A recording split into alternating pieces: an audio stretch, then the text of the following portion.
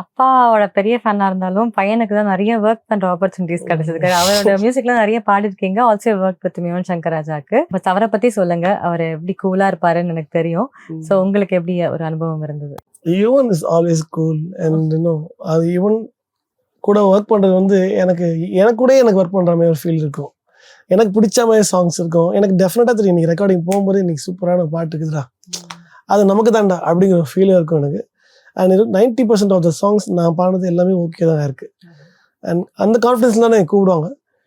And work பண்ணும்போது கூட பார்த்தா மோஸ்ட்லி அவர் இருக்கவே மாட்டார். சத்யநிதி பாடிடுங்க அவ்வளோதான் முடிஞ்சிச்சு. அவன் இவன் பாட்டெலாம் பாடும்போது கூட he was not there. Song கேளுங்கன்னு தான் உள்ளே அமிச்சார்.